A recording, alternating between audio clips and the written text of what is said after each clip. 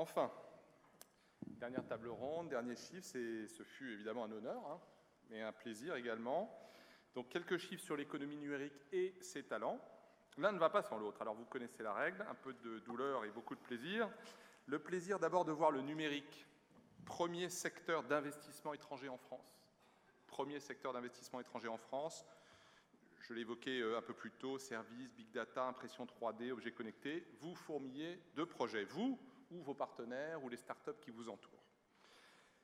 En revanche, il faut que je vois l'écran. Même si il y a une face un peu moins positive, il y a un digital gap, comme on le nomme en France. Il s'exprime sous de multiples façons, mais pour faire court, j'ai choisi un chiffre.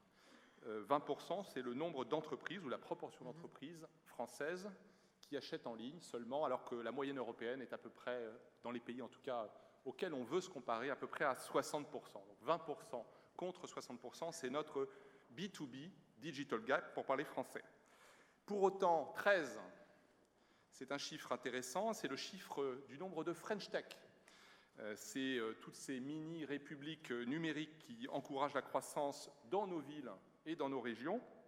Alors c'est les villes et les régions que les projecteurs des médias et parfois du Conseil économique et social éclairent, mais un peu moins.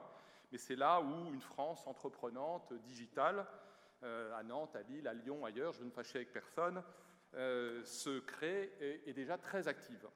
Mais cette France, elle doit combler un autre gap, celui du capital risque, qui est un de nos gros soucis, qui ne choisit la France que pour 10% du marché européen. On devrait probablement être à peu près au double de cette proportion. Et ce que j'ai choisi d'illustrer, et ça sera la dernière fois pour aujourd'hui en tout cas, 11e, c'est le rang de Paris. Paris, région capitale, Paris-Île-de-France. C'est le rang dans notre dernier classement à la question où, dans quelle métropole du monde voyez-vous naître ou se développer le prochain Google. Paris arrive au 11e rang. Paris progresse un peu dans cette perception, dans ce vote, mais reste loin derrière les hotspots américains, asiatiques et quelques Européens. Et je vous laisserai avec le chiffre de 43%, après cette farandole de chiffres. C'est un chiffre que je trouve assez saisissant. J'ai eu l'occasion de présenter plusieurs fois, notamment avec Chiara de Paris Capital Économique. C'est le chiffre du nombre de start-up aux États-Unis qui ont été créées par des entrepreneurs non américains. C'est donc une start-up sur deux, quasiment une start-up sur deux aux États-Unis, a été créée par un entrepreneur qui n'était pas né aux États-Unis. Ou comment mieux illustrer le mélange, l'ouverture au talent qui peuvent donner à la croissance, force et moyens. C'est tout ce que je nous souhaite. Merci.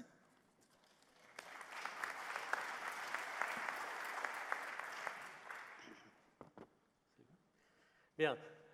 Mesdames, Messieurs, bonjour, bonsoir, je ne sais plus, je suis un peu décalé, excusez-moi. Merci d'être restés aussi longtemps, on a pris un petit peu de retard, vous allez voir qu'on va essayer de faire de notre mieux pour le rattraper. Donc, je vais m'interrompre immédiatement et je vais passer tout de suite la parole à Gérald Karsenty qui va nous donner l'environnement, les bases, les structures, le fil conducteur de ce débat. Donc la tâche est lourde, soyez bref, mais percutant. Mission lourde et il faut faire bref. Alors, voilà. Sujet très important pour nous tous puisqu'on touche à deux sujets clés. Le numérique qui nous touche tous et qui touche toute l'économie et puis les talents. Alors, on parlait ce matin de transition énergétique avec Christophe Demestre et là, en fait, je voudrais plutôt employer l'expression de révolution, d'ubérisation. On a vu la fameuse formule du président Lévy de Publicis qui nous dit que personne aujourd'hui ne peut se sentir à l'abri de nouveaux entrants. C'est des disruptions qui changent notre vie et c'est une réinvention que nous devons faire tous de l'économie, de la société et de l'entreprise. Alors, premier point, ça a été soulevé par de nombreux intervenants aujourd'hui, il y a une véritable prise de conscience du retard que nous avons dans le domaine du numérique. Je voudrais d'abord insister sur ce changement culturel qui a été évoqué par plusieurs intervenants également, Emmanuel Macron, Thierry Mandon, sur ce changement culturel qui nous prend tous, puisque c'est une réinvention, si on prend l'exemple de l'entreprise, où il faut repenser la façon de concevoir des produits, de les mettre sur le marché, de les promouvoir et finalement de changer les modes de vie de nous en tant que salariés et en tant que citoyens. Ça commence ce changement que j'évoque probablement par l'enseignement. Ça a été dit ci et là, mais je pense que l'enseignement, c'est finalement le point clé, puisque c'est le futur de nos enfants. Donc mettre le numérique au cœur de l'enseignement, dans les petites classes, et puis ensuite dans les lycées, les collèges, l'enseignement supérieur, à la fois dans le contenu, dans la méthode, il va falloir enseigner différemment, et puis les véhicules, puisqu'il va même falloir revoir la façon dont on forme les professeurs et les maîtres d'école. Là, il y a un challenge très important. Mais il y a aussi des actions, et on les a soulignées. Il y a la French Tech, les 13 technopoles qui ont été labellisés il y a peu et qui sont une avancée. Christian Nibourel citait également le CIR et sa performance, on peut le souligner de nouveau. Et je parlais d'ubérisation. J'aurais juste cité un ou deux exemples pour éclairer le débat et lancer ainsi la table ronde. Quand on prend par exemple le métier de l'hôtellerie, on se rend compte qu'un matin, des dirigeants de chaînes d'hôtels se réveillent et tout d'un coup, sur leur siège, voient quelqu'un d'installé qui s'appelle Airbnb, qui vient de leur prendre 20% ou plus de leur chiffre d'affaires. Et à l'autre bout de la chaîne, il y a des acteurs comme Booking.com et TripAdvisor qui viennent non seulement leur prendre du chiffre d'affaires, parce qu'il faut bien finalement leur abandonner une partie de ce chiffre d'affaires, mais qui viennent surtout prendre une partie de l'information et donc de la connaissance client. Et donc ça change considérablement le secteur économique, en l'occurrence de l'hôtellerie. Si vous prenez la logistique et tous les logisticiens, leur monde a changé, leur vie a changé depuis qu'Amazon est arrivé. Donc il faut prendre ça en compte, et tout ça, ça change la donne. Il y a la culture numérique que j'ai évoquée, les aspects générationnels, il y aura un écart beaucoup plus fort entre la génération Z, qui n'est pas encore sur le marché du travail, et la génération Y, qu'il n'y en a entre la génération Y et celle à laquelle j'appartiens, la génération X. Les modèles économiques vont changer, parce que tous les acteurs que je viens de citer, Uber pour le monde des taxis, Airbnb, ne possèdent rien, et ça change complètement l'économie. Si vous prenez un groupe hôtelier comme Accor, il possède 3600 hôtels aujourd'hui. Est-ce un avantage? C'était un avantage certainement dans une économie, mais aujourd'hui, est-ce un avantage quand leurs concurrents ne possèdent rien? Donc ça change complètement la dynamique. Et puis le dernier point dont il faudra qu'on discute, c'est évidemment les talents.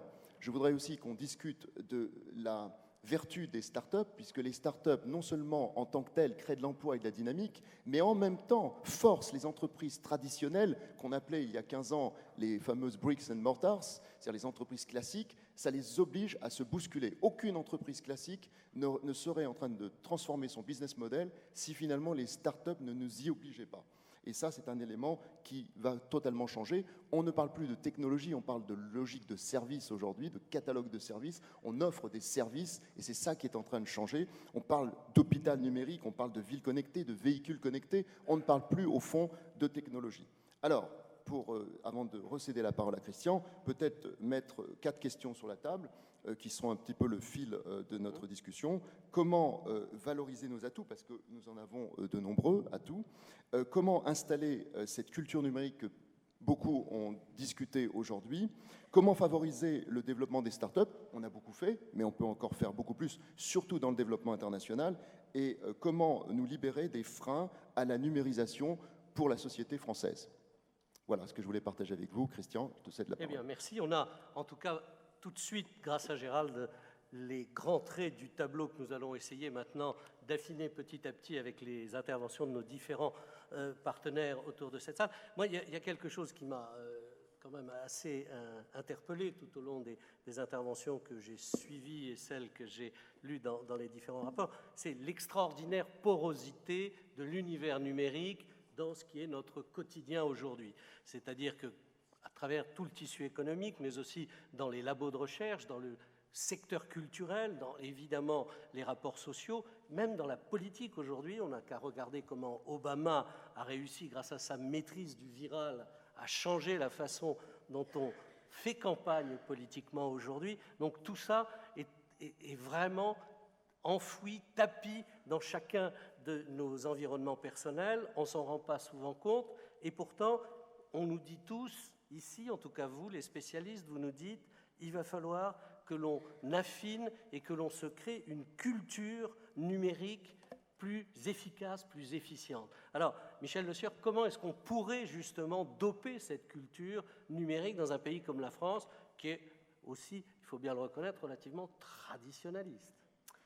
Alors oui, alors le paradoxe, c'est que la France est un pays très traditionnaliste, mais très réputé pour ses révolutions. Donc, pas toujours calme. Ah, bah, je n'ai pas dit qu'elles étaient calmes, mais en tout cas, je pense qu'on a cette habitude historique, sinon culturelle, de tenir jusqu'au bout. Et quand le bout ne tient plus, effectivement, on passe à des révolutions qui, justement, pour avoir tenu trop longtemps, deviennent souvent très peu calmes, j'en conviens. Alors, sur la partie comment développer une culture numérique, pour moi, le problème ne se pose pas comme ça. Je pense que quand on parle de numérique, on parle trop souvent de la nouvelle révolution technologique, la nouvelle révolution industrielle. Eh bien, je pense que c'est une révolution qui va bien au-delà de la révolution numérique, et je pense qu'en fait, on est en train de parler de profonde révolution culturelle et sociétale. C'est-à-dire que l'enjeu, c'est pas de savoir se servir d'un iPad, d'un smartphone ou d'aller chercher des applications. L'enjeu, c'est que tout le monde économique qu'on connaît, tout le monde de la communication qu'on connaît, tout le monde de la consommation qu'on connaît, est en train de changer. Il a déjà beaucoup changé. Des pans entiers ont déjà muté. Gérald en a cité quelques-uns. On peut en citer d'autres. Parce que effectivement, on parle des assets. Pour les hôteliers, ce sont les hôtels. Mais souvent, quand on parle d'ubérisation, des gens disent « Ah oui, mais ça ne peut pas atteindre des activités où il y a besoin de beaucoup d'infrastructures. » Mais c'est faux. Aujourd'hui, la SNCF regarde Blablacar lui prendre des parts de marché de manière considérable. Et pourtant, si on parle de métiers avec des infrastructures, la SNCF en fait bien partie. Donc aujourd'hui, pour moi, c'est une révolution culturelle, et cette révolution culturelle, bien sûr, elle doit se faire au niveau du pays, mais elle doit se faire également au niveau des entreprises. Et au niveau des entreprises, ce qu'on constate, c'est que, eh bien, on a cette dichotomie entre des entreprises qu'on va appeler traditionnelles et souvent historiques. Philips en fait partie, on est une vieille dame de plus de 120 ans. Donc, comment on fait basculer une vieille dame de 120 ans dans la révolution numérique? Alors, c'est pas simple, c'est pas facile. Ça veut dire beaucoup de remises en cause. Alors, les remises en cause, elles sont à tous les niveaux.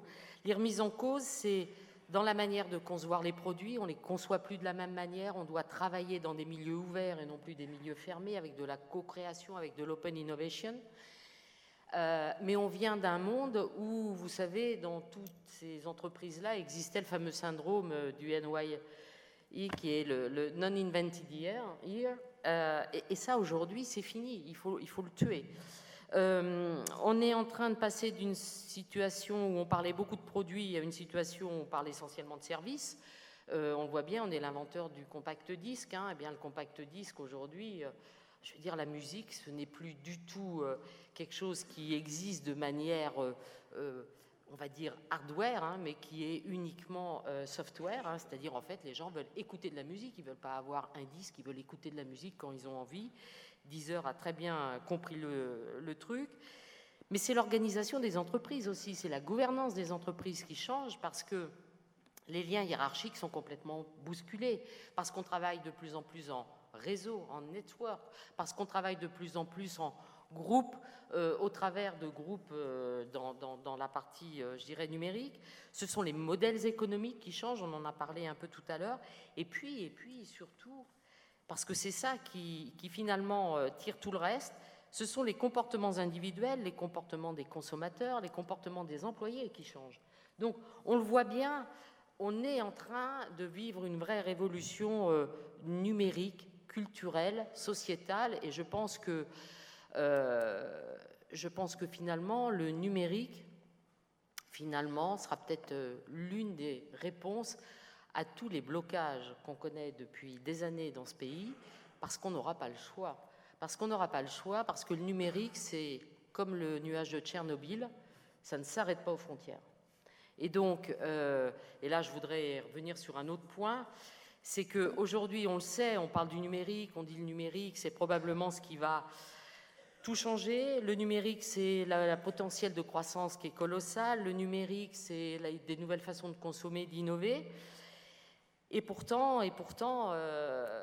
pourtant, on a tendance à se dire, ah oui, mais alors il faudrait voir comment est-ce qu'on pourrait envisager de fiscaliser le numérique, comment est-ce qu'on pourrait réglementer le numérique, parce que dans ce pays, on a des vieux démons, et nos vieux démons, c'est la fiscalité et la réglementation, pensant qu'au travers de la réglementation et de la fiscalité, on se protège de tout. Alors on se protège de beaucoup de choses au travers de ces deux démons-là, tant qu'on reste dans nos frontières.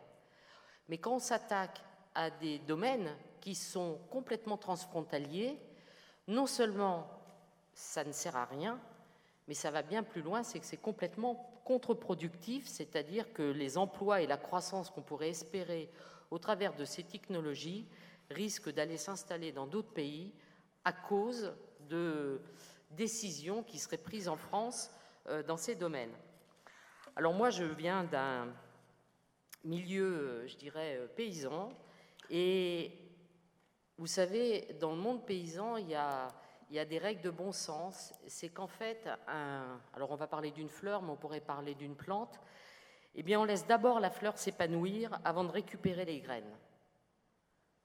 Et je pense que j'encourage fortement à ce que la France laisse les entreprises du numérique s'épanouir, fleurir dans ce pays, et ensuite on pourra se poser pour comprendre ce qui marche moins bien, quelle est la valeur ajoutée et quelles sont à ce moment-là les choses qu'il faudrait mettre en œuvre pour, je dirais, bâtir une économie moderne et numérique. Merci Michel. On va poursuivre sur le dernier chapitre de votre intervention, qui est cette volonté de laisser fleurir et grandir les petites fleurs françaises, leur donner des conditions d'épanouissement. Et je pense qu'on a beaucoup de chance, parce que qui mieux que Nick Leader avec Google pouvait nous dire comment favoriser l'éclosion d'entreprises qui sont sur parfois des technologies de rupture, mais pas uniquement, qui sont aussi des ruptures d'usage, pas simplement des ruptures technologiques, dans un pays comme la France, qui est effectivement très encadré, très normé, très normalisé. Est-ce que vous trouvez que c'est si difficile que ça, ou qu'est-ce qui nous manque pour avancer plus vite, ou est-ce que vous trouvez que finalement vous arrivez à vous en sortir plus que bien? Déjà, merci pour l'invitation. Je pense que si on regarde le sujet à travers les startups, là, il y a beaucoup de choses, beaucoup de leçons qu'on peut tirer. Mais ce n'est pas simplement pour les startups. Ce qui est bien pour les startups, c'est bien pour les grands groupes.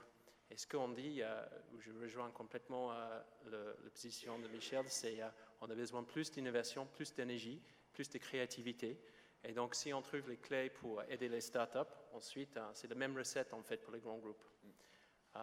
Et alors, la bonne recette, ça serait quoi pour nous?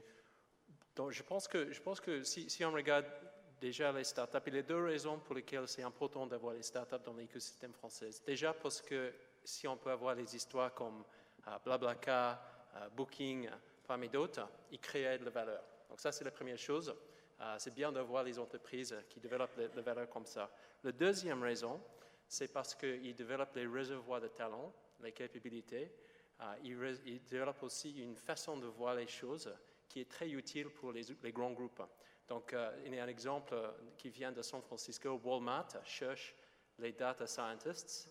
Donc, ils affichent les pubs, pas à Kansas, mais à Silicon Valley. Parce qu'il y a des réservoirs de talents là qui sont utiles pour les grands groupes. Donc, je pense, et l'autre chose qui est importante avec les startups, ils ont une autre vision, une autre manière de voir les chaînes de valeur. Et ça, c'est la situation la plus grave pour un grand groupe, c'est d'être coupé de la compétition. Moi, je ne viens pas d'une région de paysans, mais c'est plutôt une région de rugby. Et pour l'équipe australienne, il faut absolument jouer contre les All Blacks le plus souvent possible, parce que c'est avec la concurrence qu'on monte en puissance, et c'est avec les meilleures équipes ou avec les meilleures entreprises. C'est ça qui pousse tout le monde, et les meilleures entreprises peuvent être les PME, les startups, ça peut être les grands groupes. Mais il faut être exposé à la concurrence, à la compétition.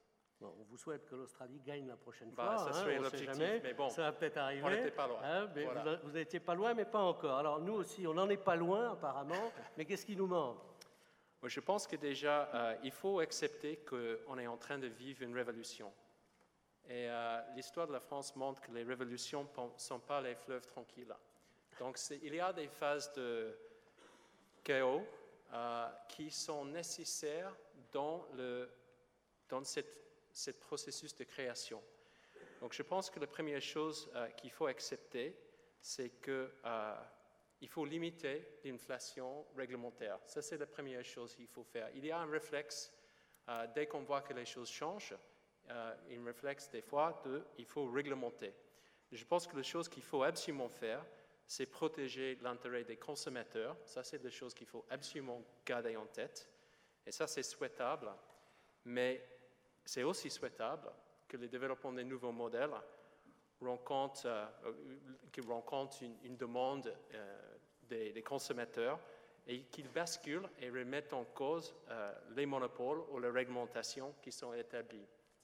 Après, il faut aussi tenir en compte quelles sont les réglementations, les règles qui existent déjà.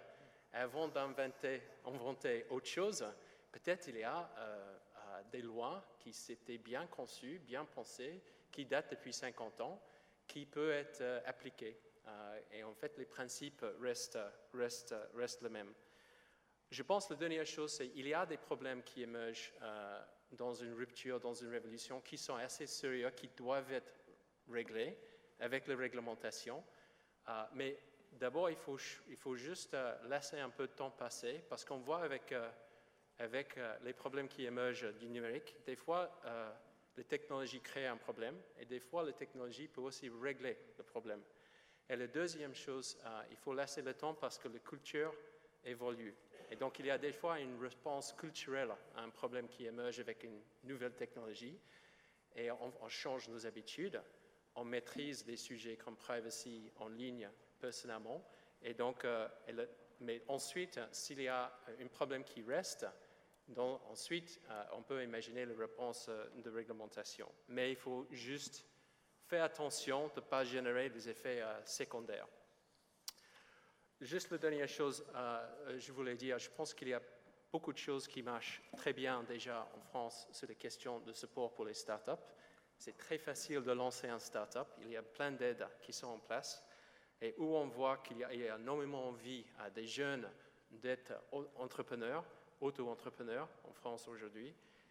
Et on voit il y a possiblement 2-3 sujets qu'il faut regarder attentivement. C'est la faiblesse de capital risque. Pas au début, mais c'est dans la deuxième phase. On voit qu'avec les startups qui sont juste en phase de scale-up, là, ils ont besoin de beaucoup plus d'argent. Et là, c'est vrai, ils regardent à l'extérieur de la France.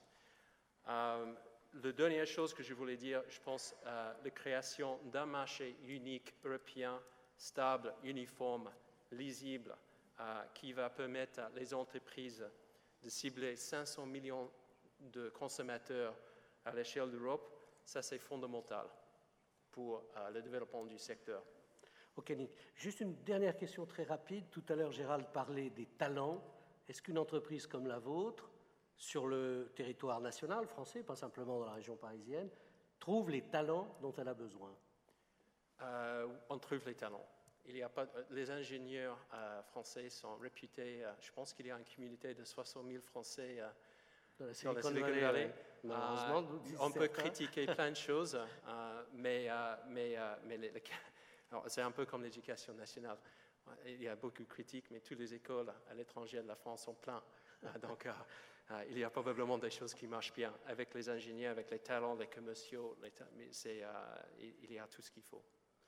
Merci Nick. On poursuit et je rebondis sur ce que vous venez de dire. Apparemment, on a beaucoup de choses, on n'a pas tout ce qu'il faut, mais on commence à être bien doté si on écoute l'ensemble de nos intervenants. Mais qu'est-ce qui nous rendrait encore plus attractif, et Denis Terrien peut nous le dire, parce que si on pousse la réflexion un peu plus loin, il y a quand même des actions pertinentes dont vous sentez qu'elles débloqueraient certaines situations et qui ne sont pas conduites. Alors, où sont les freins, les blocages? Est-ce qu'il y a quelques verrous? Le ministre vient de nous rejoindre, dites-le lui tout de suite. Quels sont les verrous qu'elle doit faire sauter très vite avant que M. Macron s'en occupe? J'ai la chance de revenir de 15 jours à Boston et dans la Silicon Valley. Et ce que l'on peut voir, c'est effectivement ce que Nick disait, un amour fou pour la France, et ils attendent beaucoup plus de la France. L'émotion que l'on vient de vivre en début de semaine et le soutien mondial qu'il y a eu pour ce qui s'est passé en France montre que la France importe pour beaucoup de personnes dans le monde. Malheureusement, aussi bien on a cette émotion très forte pour la France et on attend beaucoup plus de cette évolution vis-à-vis du numérique. Cette évolution est attendue par les investisseurs et par les talents. Nick parlait de beaucoup de talents qui sont développés en France, les 60 000 ingénieurs. Malheureusement, la France est un pays exportateur de talents qui exporte aussi bien au Royaume-Uni qu'en Angleterre, et on exporte même des talents à Berlin. Et donc la question, c'est qu'est-ce qu'il faut faire pour réapatrier ces talents? Il y a un label France Tech qui a été développé, qui est fantastique. Et là-dessus, malheureusement, nous, dirigeants d'entreprise et les pouvoirs publics, je pense que nous ne savons pas le communiquer. Nous ne savons pas le communiquer car nous communiquons avec les talents qui sont à l'extérieur ou les investisseurs à l'extérieur comme s'ils étaient français. Qu'est-ce que ces personnes attendent? Ils attendent 3 choses qui sont importantes pour le numérique. Premièrement, l'agilité et la simplification du monde. Et là-dessus, il y a des choses qui ont été faites. Je vois Pierre Gattaz qui est là, ils ont signé en janvier 2013 un accord sur la simplification dans les accords sociaux quand il y avait des plans de licenciement. Voilà une avancée extraordinaire qui a été faite, qui réduit le risque pour le dirigeant si jamais il doit adopter cette structure. Comment cette information a été relayée, ou je pense qu'elle n'a pas été assez relayée. Il y a une autre chose aussi que les investisseurs attendent, c'est le coût de développement. Aujourd'hui, un ingénieur en France coûte à peu près chargé 100 000 €. Le même ingénieur dans la Silicon Valley coûte 250 000 $. Et donc, il y a une économie d'à peu près 50% de remettre des centres de recherche et développement en France. Cette information n'est pas assez relayée par nous, dirigeants d'entreprise, et par les pouvoirs publics. Troisièmement, les taxes que l'on a sur la plus-value. S'il y a création de richesse, les personnes qui créent cette richesse espèrent qu'il y en ait plus, qu'il leur reste à eux, plutôt qu'elles soient distribuées. Nous avons en France un système qui est beaucoup plus équitable. Les talents, les personnes qui créent, ont généralement un système beaucoup plus égalitaire plutôt qu'équitable. Équitable plutôt qu'égalitaire, et donc ils préfèrent garder beaucoup plus de la création de valeur. Là aussi, il y a eu des avancées qui ont été faites sur les dernières lois des finances, mais pas assez. Et donc, ce qu'il nous faut faire, c'est mettre cette French Tech, ce label French Tech, en avant, en communiquant aux talents qui sont partis avec leurs mots. Et pour ça, ce n'est pas malheureusement en parlant au Monde ou à Libération, c'est en allant sur les médias qu'ils utilisent, TimeCrush, Mashable et tous ces-là. Ce n'est pas en parlant de lois fondamentales, c'est en parlant des réussites françaises. Nick le disait tout à l'heure très bien, Nick ne parle pas des lois françaises, il parle du succès de Blablacar. Et donc là-dessus, dans notre discours aussi, appuyons-nous plus sur les succès, que ce soit les ventes privées, les Blablacar, les Criteo, les Deezer. Essayons que quand ces sociétés se développent bien, comme Deezer, le gouvernement ne vient pas mettre les bâtons dans les roues pour permettre à ces sociétés de passer à l'étape d'après. Et je pense que si jamais on travaille ensemble, public, privé, on arrivera à réattirer des talents en France. Merci Denis. Donc on voit bien que nous avons là un panorama relativement positif, parce que, je le dis positif tout simplement parce que je crois qu'on commence à bien identifier les facteurs bloquants, et c'est probablement la première véritable étape nécessaire pour avancer un peu plus vite dans cette impulsion vers le monde numérique et vers cette transition d'une économie française. On n'a pas évoqué le rôle que pourraient avoir les grandes entreprises vis-à-vis justement du numérique. Elles ont en France un rôle, peut-être l'héritage du colbertisme joue-t-il, un rôle majeur dans le développement de l'imaginaire économique que vous venez d'évoquer, la communication, etc. Or, les grandes boîtes chez nous communiquent très très peu sur leur performance numérique. Alors là, j'aimerais prendre l'exemple du groupe 3SI que je dirige. Nous étions un groupe qui était dans la VPC, milieu très très difficile, et qui s'est développé comme étant aujourd'hui le premier groupe de service à tous les e-commerçants. À peu près une commande sur 8 ou sur 10 en e-commerce nous sommes derrière, que ce soit pour la livraison, pour des photos ou autres. Voilà comment un groupe peu connu est devenu un des leaders dans le service aux e-commerçants. On n'a pas fait ça seulement.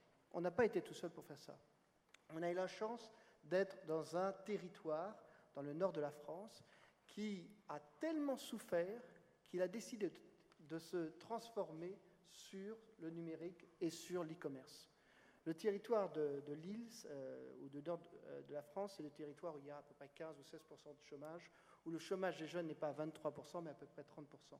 Et là-dessus, les politiques et les entreprises se sont mis ensemble. Il y a eu le pôle de compétitivité qui a été décidé par l'État, très très bien. Suite à ça, 5 grandes entreprises se sont mis ensemble pour créer un lab.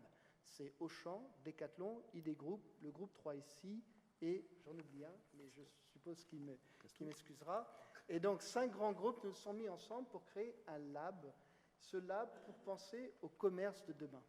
Ce commerce de demain, grâce à ce lab, on a passé derrière des accords avec des universités, avec l'école centrale de Lille, où nous avons créé les premiers masters en e-commerce.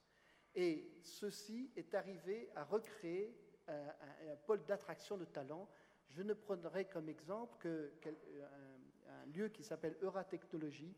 Euratechnologie est un lieu qui a été créé, là encore, par la municipalité de Lille, qui regroupe aujourd'hui 140 startups.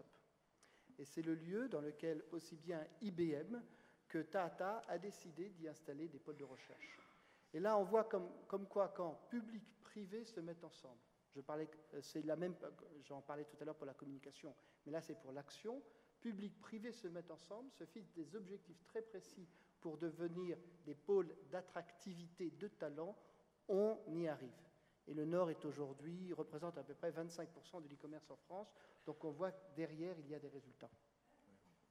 Ok, merci Denis. Est-ce que vous avez évoqué tout à l'heure le retard de l'enseignement, Michel, ou dans certains aspects de l'appréhension de la numérisation de notre société. Est-ce que vous recommanderiez, comme le font certains, qu'on commence à enseigner par exemple le codage très vite dans nos écoles ? En tout cas, je ne suis pas une spécialiste de l'éducation nationale, donc je ne vais pas me lancer là-dedans. Du codage non plus. Bon, ben alors, on ne dit plus rien, on arrête. Non, mais ce que je pense, c'est qu'effectivement, ce qu'il faut impérativement faire à l'école, je ne sais pas si c'est le codage en tant que tel, mais il faut en tout cas intégrer dans la manière d'enseigner à nos enfants toutes les technologies numériques. Enfin, je veux dire, il y a un gouffre entre des mômes qui vont à l'école, qui ont des bouquins, et il n'y a qu'à l'école qu'ils lisent des livres. C'est-à-dire que même s'ils lisent des livres maintenant, aujourd'hui, en général, ils vont les lire sur iBook ou en tout cas sur une tablette. Ils utilisent énormément des solutions numériques et je pense qu'on a tort de ne pas vouloir utiliser tout ce que permet le numérique aujourd'hui au niveau de l'éducation nationale. Alors après, est-ce que tous les mômes doivent apprendre à coder ? Là, j'avoue que ça dépasse mes compétences. Gérald a, je crois, une réflexion sur ce sujet, pas spécifiquement le codage, mais plus généralement. Sur le codage, quand même, d'abord, c'est pas nouveau. Aujourd'hui, on a des jeunes garçons et jeunes filles qui vont apprendre le code. Il y a même des écoles qui ont été fondées pour ça, mais c'est pas nouveau. Avant, on avait des développeurs Java, d'autres technologies. Donc c'est pas nouveau. Simplement, aujourd'hui, dès qu'un jeune a une idée, il veut tout de suite la transposer en application pour changer la donne, trouver un nouveau chemin, faire, comme on dit, un breakthrough, une percée. Donc ça, c'est nouveau et c'est ce qui, en même temps, donne de l'espoir à plein de jeunes pour créer leur entreprise et faire des ruptures. Donc ça, moi, je crois que c'est un changement absolument majeur. Après, je crois que le deuxième commentaire que je voudrais faire, c'est sur l'enseignement lui-même. Je le disais en introduction. Je pense qu'il va falloir qu'on réfléchisse. C'est pas simple parce que d'un côté, il y a l'enseignement traditionnel auquel nous sommes attachés, parce qu'il y a des valeurs qui sont transmises par cet enseignement et qui fait la force, comme ça a été dit par Nick tout à l'heure, la force de l'enseignement français. Et en même temps, il y a une disruption là qui m'apparaît entre ces jeunes qui vont arriver sur le marché du travail, cette Gen Z qui vit avec de la technologie au bout des doigts matin, midi et soir, et qui arrive dans une école où les professeurs, les maîtres, n'ont pas été du tout formés au numérique de la même façon. Il y a un décalage qui est tellement important qu'on ne peut pas ne pas se poser la question. Ça ne veut pas dire que j'ai la réponse, je ne pense pas l'avoir, je pense que c'est difficile comme sujet, il faut simplement se mettre autour d'une table et y songer assez rapidement, parce que c'est ce qui explique une partie du gap que nous avons aujourd'hui. Tout à fait. J'aimerais être un peu plus ferme là-dessus. Le codage est une langue pour parler à l'autre. Aujourd'hui, on parle d'un déficit de talent. Ces talents ont besoin de pouvoir parler à l'autre avec leur langue. La langue, c'est le codage. Donc, quand on se pose des questions en France, faut-il enseigner le codage aux jeunes ou pas? C'est la même réflexion qu'on avait il y a 20 ans dans les écoles. Est-ce qu'il faut apprendre l'anglais ou pas? Aujourd'hui, le monde est devenu global, comme on le veut.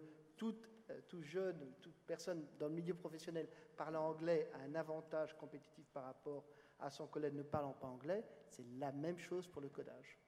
Donc je pense que ce n'est même pas une question à se poser, c'est plutôt quand est-ce qu'on commence, quand est-ce qu'on y va sérieusement. Et j'aimerais aller encore plus loin, c'est non seulement le codage pour les jeunes, mais c'est aussi qu'est-ce qu'on a fait pour nos employés pour travailler sur cette fracture numérique. Je parlais de notre groupe, donc un groupe où les personnes, par exemple en logistique, avaient 20 ans ou 25 ans de seniorité moyenne. Et je prenais Isabelle ou Jacques qui était là, et depuis 20 ans ou 25 ans en logistique, ils faisaient toujours la même chose. Et il me disait, la VPC est morte à cause de l'Internet. Je dis non, l'Internet c'est quelque chose d'exceptionnel. Il me disait, mais on ne connaît pas l'Internet.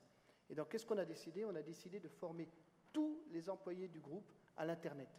Tous les employés, quels qu'ils soient, avec un ordinateur, pendant une semaine. À la fin de cette semaine, ils rentraient chez eux avec un ordinateur. On a adressé 3 choses. Premièrement, notre responsabilité sociétale vis-à-vis de cette numérisation. Il nous appartient, en tant que dirigeant d'entreprise, de travailler pour que nos employés puissent rentrer dans le monde numérique. Deuxièmement, la fierté personnelle d'Isabelle ou de Jacques, qui, une fois qu'il ou elle a été formé, peut rentrer chez soi et ne pas dire vis-à-vis de son jeune enfant qui a un petit iPad ou autre, elle dit « je fais partie du même monde ».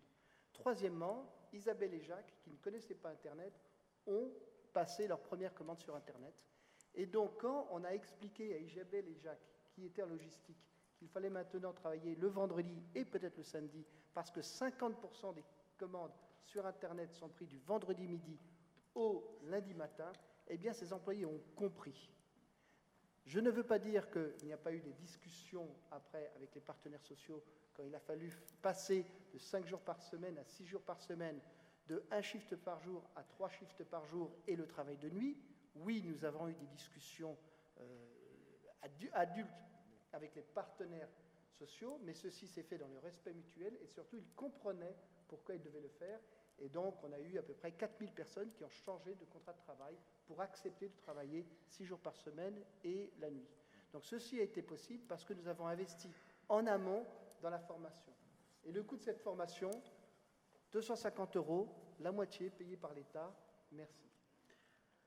Merci Denis pour cet exemple extrêmement concret. Et donc on voit que cette ouverture va probablement, on l'espère, en tout cas ces États généraux vont probablement y contribuer un peu plus, s'ouvrir à ce nouvel univers des technologies de l'information et de la communication. On a essayé de rattraper notre retard. On a fait ce que nous avons pu. Merci les uns et les autres d'avoir contribué en étant le plus concentré possible. Et Gérald va maintenant accueillir notre ministre de référence pour cet univers si particulier.